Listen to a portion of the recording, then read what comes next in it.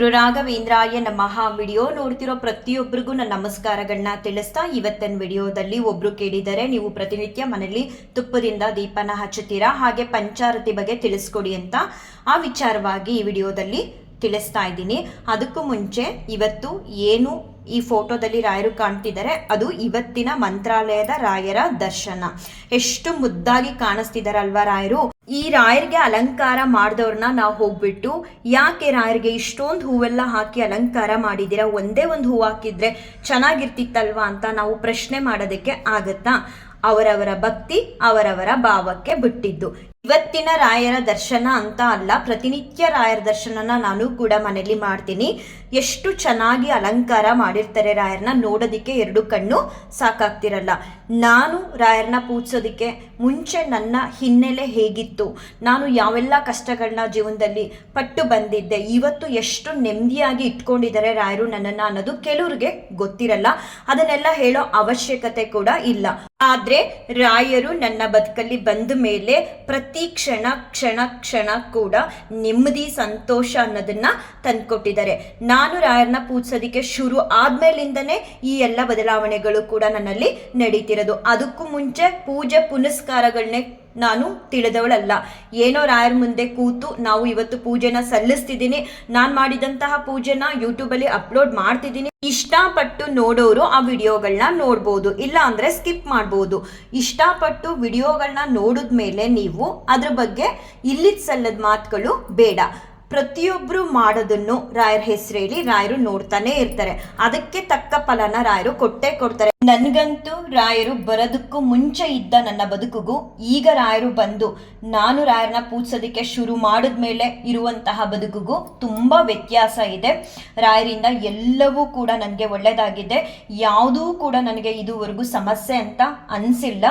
ಹಾಗೆ ನನಗೆ ಏನು ಬೇಕು ಅದನ್ನ ಪ್ರತಿಯೊಂದನ್ನು ರಾಯರು ಕೊಡ್ತಾ ಬಂದಿದ್ದಾರೆ. ಪ್ರತಿಯೊಬ್ಬ ಮನುಷ್ಯನಿಗೂ ಮೊದಲನೇದಾಗಿ ನೆಮ್ಮದಿ ಅನ್ನೋದು ಬಹಳ ಮುಖ್ಯ. ಮನೆ ವಾತಾವರಣ ಆಗಲಿ, ಹೊರಗಡೆ ನಾವೊಂದು ಆಚೆ ಕೆಲ್ಸಕ್ಕೆ ಹೋದಾಗ್ಲಾಗ್ಲಿ, ಅಥವಾ ಏನೇ ಒಂದು ವಿಚಾರದಲ್ಲಾಗ್ಲಿ ನೆಮ್ಮದಿ ಅನ್ನೋದು ಬಹಳ ಮುಖ್ಯ. ಆ ನೆಮ್ಮದಿ ಅನ್ನೋದನ್ನ ರಾಯರು ಯಥೇಚ್ಛವಾಗಿ ನನ್ನ ಕುಟುಂಬಕ್ಕೆ ಕೊಟ್ಟು ಅವರೂ ಕೂಡ ನಮ್ಮ ಮನೆ ಮನಸ್ಸಲ್ಲಿ ನೆಲೆಸಿ ನಮ್ಮನ್ನ ಒಂದು ಉನ್ನತವಾದ ದಾರಿಯಲ್ಲಿ ಕರ್ಕೊಂಡು ಹೋಗ್ತಿದ್ದಾರೆ. ನಂಬಿ ಕೆಟ್ಟವರಿಲ್ಲವೋ ಗುರುರಾಯರ. ಹಾಗೆ ನಾವು ರಾಯರಿಗೆ ಅಂತ ಏನೇ ಪೂಜೆ ಪುನಸ್ಕಾರಗಳನ್ನ ಮಾಡಿದ್ರು ಕೂಡ ಅದರದೇ ಆದ ಫಲಗಳನ್ನ ರಾಯರು ಕೊಟ್ಟೇ ಕೊಡ್ತಾರೆ. ಆ ಪೂಜೆಯಲ್ಲಿ ಲೋಪದೋಷಗಳನ್ನ ಖಂಡಿತ ರಾಯರು ಹುಡುಕಲ್ಲ. ಅವರು ನಮ್ಮ ಪೂಜೆನ ಸ್ವೀಕಾರ ಮಾಡಿ ಪ್ರೀತ್ಯರ್ಥರಾದ್ರೆ ಅವರೇ ನಮಗೆ ನಾವು ಕೇಳಿದ್ರು ಕೇಳದೆ ಇದ್ರು ಆಶೀರ್ವಾದದ ಮೂಲಕ ನಮಗೆ ಹರಿಸ್ತಾರೆ. ಅದಷ್ಟು ಸಾಕು. ಅದು ನನಗೆ ರಾಯರಿಂದ ಪ್ರತಿನಿತ್ಯ ಪ್ರತಿ ಸಲ ನಾನು ದೇವ್ರ ಮನೆಗೆ ಹೋದಾಗ್ಲೂ ಕೊಡ್ತಾನೆ ಬರ್ತಿದ್ದಾರೆ ರಾಯರು ಇವತ್ತಿನ ದಿನದವರೆಗೂ. ಇನ್ನು ನನಗೆ ಕೇಳಿದ್ರಲ್ಲ, ನೀವು ಮನೇಲಿ ಪ್ರತಿನಿತ್ಯ ತುಪ್ಪದಿಂದ ದೀಪನ ಹಚ್ಚುತ್ತೀರಾ ಅಂತ. ಹೌದು, ಇತ್ತೀಚೆಗೆ ನಾನು ಪ್ರತಿನಿತ್ಯ ಮನೇಲಿ ತುಪ್ಪದಿಂದ ದೀಪನ ಹಚ್ಚುತ್ತೀನಿ.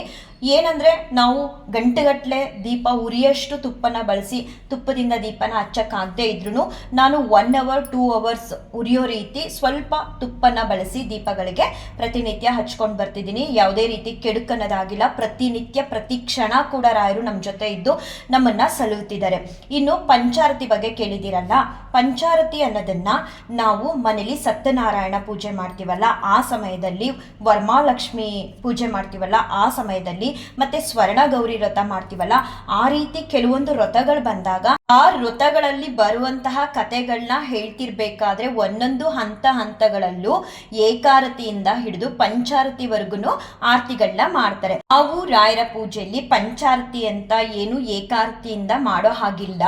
ನೀವೇನಾದ್ರೂ ರಾಯರಿಗೆ ಆರತಿ ಮಾಡ್ತೀನಿ ಅಂದ್ರೆ ನಿಮ್ಮ ಆರತಿದು ಏನು ತಟ್ಟೆ ಇದೆಯೋ ಅಥವಾ ಈ ತರ ಸ್ಟ್ಯಾಂಡ್ ಇರುತ್ತಲ್ಲ ಹಿಡ್ಕೊಂಡು ಆರತಿ ಮಾಡೋ ರೀತಿ, ಆ ಥರದಕ್ಕೆ ನೀವು 3 ಬತ್ತಿಗಳನ್ನಾದರೂ ಹಾಕೋಬಹುದು, ಇಲ್ಲ ಅಂದರೆ 5 ಬತ್ತಿಗಳನ್ನಾದರೂ ಹಾಕೋಬಹುದು.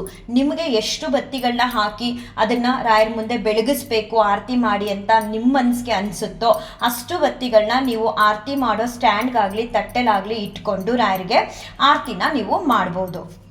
ಇನ್ನು ಆರತಿ ಮಾಡೋ ಸಮಯದಲ್ಲಿ ನಮ್ಮ ಮನಸ್ಸಾಗ್ಲಿ ನಮ್ಮ ಯೋಚನೆಗಳಾಗ್ಲಿ ಎಲ್ಲೂ ಕೂಡ ಹೋಗದೆ ರಾಯರನ್ನೇ ದೃಷ್ಟಿ ಇಟ್ಟು ನೋಡ್ತಾ ನೀವು 3 ಬಾರಿ ಆದರೂ ಈ ರೀತಿ ಬೆಳಗ್ಬಹುದು, ಇಲ್ಲ 5 ಬಾರಿ ಆದರೂ ರಾಯರಿಗೆ ಆರತಿನ ಮಾಡ್ಬೋದು.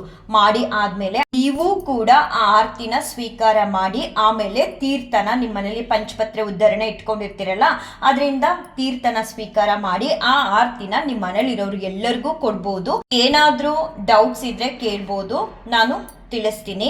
ಇನ್ನು ಮನೆಯಲ್ಲಿ ನಾವು ಪ್ರತಿನಿತ್ಯ ಭಗವಂತನ ಸೇವೆನ ಪೂಜೆ ಮೂಲಕ ಮಾಡೋದ್ರಿಂದ ಭಗವಂತನ ದಿವ್ಯ ಸಾನ್ನಿಧ್ಯ ಹೆಚ್ಚಾಗುತ್ತೆ.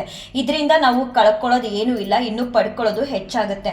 ನಾವು ಭಗವಂತನ ಕಷ್ಟ ಬಂದಾಗ ದೇವರೇ ಬಾ ಕಾಪಾಡು ಅಂತ ಕರೆಯೋದಕ್ಕಿಂತ ಭಗವಂತ ನಮ್ಮ ಜೊತೆಲೇ ಯಾವುದೇ ಕಷ್ಟಗಳು ಬರ್ದೇರ ಹಾಗೆ ನಮ್ಮ ಹೆಜ್ಜೆಜ್ಜೆಗೂ ಇದ್ದು ನಮ್ಮನ್ನ ಕಾಪಾಡ್ತಾನೆ. ಎಲ್ಲ ಕಷ್ಟಗಳಿಂದನೂ ನಮಗೆ ರಕ್ಷಣೆ ಅನ್ನೋದನ್ನ ಕೊಡ್ತಾರೆ. ಹಾಗೆ ಮನೇಲಿ ಸಂತೋಷ, ನೆಮ್ಮದಿ, ಸುಖ, ಸಮೃದ್ಧಿನ ಕರುಣಿಸ್ತಾರೆ. ಇವತ್ತು ನಾನೇನಾದ್ರೂ ಒಂದು ವಿಡಿಯೋ ಮಾಡಬೇಕು ಅಂದ್ರೂ ಕೂಡ ರಾಯರ ಅನುಗ್ರಹ, ಅವರ ಅನುಮತಿ ಇಲ್ಲದೆ ಯಾವುದೇ ವಿಡಿಯೋಗಳನ್ನೂ ಕೂಡ ನಾನು ಇಲ್ಲಿ ತನಕ ಅಪ್ಲೋಡ್ ಮಾಡಿಲ್ಲ. ಅವ್ರ ಪರ್ಮಿಷನ್ ತಗೊಂಡು ಅವ್ರೇನಾದ್ರೂ ಸೂಚನೆ ಕೊಟ್ರೆ ಅಥವಾ ಅವರು ನನಗೆ ಕೆಲಸ ಕೊಟ್ರೆ ಮಾತ್ರ ಅದನ್ನ ರಾಯರ ಸೇವೆ ಅಂತ ತಿಳಿದು ಕೆಲಸನ ನಾನು ಮಾಡ್ತಾ ಇದ್ದೀನಿ ಶ್ರದ್ಧಾ ಭಕ್ತಿಯಿಂದ. ನನ್ನ ಶ್ರದ್ಧಾ ಭಕ್ತಿನ ರಾಯರು ಮೆಚ್ಚಿ ಅದಕ್ಕೆ ಏನ್ ಫಲ ಕೊಡ್ತಾರೆ ಅದನ್ನ ನಾನು ಸ್ವೀಕಾರ ಮಾಡ್ತಿದ್ದೀನಿ. ಇಷ್ಟೇ ಯಾಕೆ ಕೊಡ್ತಿದ್ದೀರಾ, ಇಷ್ಟೇ ಯಾಕೆ ಕೊಡಲ್ಲ ಅಂತ ಇದುವರೆಗೂ ನಾನು ರಾಯರ್ನ ಯಾವುದೇ ಪ್ರಶ್ನೆನ ಮಾಡಕ್ ಹೋಗಲ್ಲ. ಯಾಕಂದ್ರೆ ರಾಯರು ಬದುಕೋದಿಕ್ಕೆ ಏನು ಬೇಕು ಬಹಳ ಮುಖ್ಯವಾಗಿ ಅದನ್ನ ನನಗೆ ಕೊಡ್ತಾ ಬರ್ತಿದ್ದಾರೆ. ನಾನು ರಾಯರ ಹತ್ರ ಬೇಡ್ಕೊಳ್ಳೋದು ಪ್ರತಿಯೊಬ್ಬರಿಗೂ ನನ್ನಲ್ಲಿ ಆಗ್ತಿರುವಂತಹ ಬದಲಾವಣೆಗಳು ಎಲ್ಲರಲ್ಲೂ ಕೊಟ್ಟು ಅವ್ರನ್ನ ಎಲ್ಲಾ ಕಷ್ಟಗಳಿಂದ ಕಾಪಾಡಿ ಅಂತ ಬೇಡ್ಕೊಳ್ತೀನಿ. ನಾವು ಏನಾದ್ರೂ ತಪ್ಪು ಮಾಡಿದ್ರೆ ರಾಯರು ಅದನ್ನ ನೋಡ್ತಾ ಕೂತ್ಕೊಳ್ಳಲ್ಲ ಅನ್ನೋದಕ್ಕೆ ಒಂದು ಘಟನೆನ ಹೇಳ್ತೀನಿ. ಹೋದ ವರ್ಷ ನಡೆದಿದ್ದು. ಯಾಕೆ ಆ ಘಟನೆ ಇವಾಗ ನೆನಪಾಯ್ತು ಅಂದ್ರೆ ನಾಳೆ ಸೇಮ್ ಡೇ ಬರ್ತಿದೆ. ಅಂದ್ರೆ ನಾಳೆ ನಮ್ಮ ಮನೇಲಿ ನಮ್ಮ ಮಾವನವ್ರದ್ದು ಶಾರದಾ ಇದೆ. ಆ ಶಾರದದ ದಿನ ನಾವು ಮನೇಲಿ ಹೊಸ್ಲಿಗೆ ರಂಗೋಲಿ ಹಾಕಬಾರ್ದು, ದೇವ್ರಿಗೆ ಪೂಜೆ ಮಾಡಬಾರ್ದು, ದೇವ್ರ ಮನೇಲೂ ಕೂಡ ರಂಗೋಲಿ ಹಾಕಬಾರ್ದು. ನಾನು ಮೊದಲನೇ ಸಲ ನಮ್ಮ ಮನೇಲಿ ನಮ್ಮ ಮಾವನವ್ರ ಶಾರದನ ಮಾಡ್ತಿದ್ರಿಂದ ನನಗೆ ಗೊತ್ತಾಗದೆ ಹೋಯ್ತು. ತುಂಬಾ ಬೆಳಗ್ಗೆನೆ ಎದ್ದು ಒಂದ್ ಕಡೆ ಅಡುಗೆಗಳನ್ನ ಮಾಡ್ತಾ ಇನ್ನೊಂದ್ ಕಡೆ ರಾಯರಿಗೆ ಪ್ರತಿನಿತ್ಯ ಯಾವ ರೀತಿ ಸೇವೆನ ಮಾಡಬೇಕು ಅದೇ ರೀತಿ ಮಾಡ್ತಾ ಇದ್ದೆ. ಹಾಲು ಕಾಯಿಸ್ಕೊಂಡು ಬಂದು ಇಡಬೇಕಿತ್ತು ರಾಯರಿಗೆ. ಎಷ್ಟೋ ದಿನಗಳಲ್ಲಿ ನಾನು ಫ್ರಿಜ್ಜಲ್ಲಿ ಹಾಲಿಟ್ಟು ನೆಕ್ಸ್ಟ್ ಡೇ ಅದನ್ನ ರಾಯರಿಗೆ ಓಪನ್ ಮಾಡಿ ಪ್ಯಾಕೆಟ್ಟು ಕಾಯಿಸ್ಕೊಂಡು ತಂದಿಟ್ಟು ರಾಯರಿಗೆ ನೈವೇದ್ಯನ ಸಲ್ಲಿಸ್ತೀನಿ. ಆದರೆ ಅವತ್ತೇನಾಯಿತು ಅಂದರೆ ಮನೆಯಲ್ಲಿ ಹಾಲು ಪ್ಯಾಕೆಟ್ನ ಎತ್ಕೊಂಡು ಕಾಯೋದಿಕ್ಕೆ ಅಂತ ಇಟ್ಟೆ, ಹಾಲು ಒಡೆದೋಯ್ತು. ತುಂಬ ಬೇಜಾರಾಯಿತು. ನೈವೇದ್ಯಕ್ಕೆ ಅಂತ ನಾನು ರೆಡಿ ಮಾಡ್ಕೊಳ್ತಿದ್ದೆ, ಕಾಯಿಸೋದಕ್ಕೆ ಇಟ್ಟು ಒಡೆದೋಯ್ತು ಹಾಲು. ಸರಿ ಇನ್ನೇನು ಮಾಡೋದು, ಹಾಲು ಬದಲು ಬರೀ ನೀರಿಟ್ಟು ಪೂಜೆ ಸಲ್ಲಿಸಬಾರ್ದಿತ್ತು, ಬಟ್ ಸಲ್ಲಿಸಿದ್ದೆ ಅವತ್ತು. ನೆಕ್ಸ್ಟು 11 ಗಂಟೆಗೆ ಮನೇಲಿ ಪುರೋಹಿತರು ಬಂದರು. ಬಂದಮೇಲೆ ನಾನು ಹೇಳಿದೆ, ಪುರೋಹಿತರೆ ಮನೇಲಿ ಪೂಜೆ ಎಲ್ಲ ಆಯಿತು ಅಂತ, ಅದಕ್ಕೆ ಪೂಜೆ ಮಾಡಬಾರ್ದಮ್ಮ ಈ ಶಾರದದ ದಿನ, ನಾವು ಹೋದ್ಮೇಲೆ ನೀವು ಸಂಜೆ ಮಾಡ್ಕೋಬಹುದು, ಇಲ್ಲ ನಾನು ಹೋದ ತಕ್ಷಣ ನೀವು ಮಾಡ್ಕೋಬಹುದು ಅಂತ ಹೇಳಿದ್ರು. ಅವಾಗ ನನ್ಗೆ ಅರ್ಥ ಆಯ್ತು ಮನೇಲಿ ಹಾಲು ಯಾಕೆ ಒಡೀತು ಅನ್ನೋದು.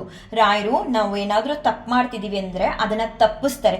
ಯಾವ ರೀತಿಲಾದ್ರೂ ಅದು ತಪ್ಪು ಅನ್ನೋದೇ ರಾಯರ ನಿರ್ಧಾರ ಆಗಿದ್ರೆ ತಪ್ಪಿಸ್ತಾರೆ ಅನ್ನೋದಕ್ಕೆ ಇದೊಂದು ಉದಾಹರಣೆನ ತಿಳಿಸ್ತಾ ಎಲ್ಲರನ್ನೂ ರಾಯರು ಕಾಪಾಡ್ಲಿ ಅಂತ ರಾಯರ ಹತ್ರ ಇನ್ನೊಮ್ಮೆ ಬೇಡ್ಕೊಳ್ತಾ ಈ ವಿಡಿಯೋನ ಏನ್ ಮಾಡ್ತೀನಿ. ಶ್ರೀಕೃಷ್ಣಾರ್ಪಣಮಸ್ತು, ಶ್ರೀಕೃಷ್ಣಾರ್ಪಣಮಸ್ತು, ಶ್ರೀಕೃಷ್ಣಾರ್ಪಣಮಸ್ತು.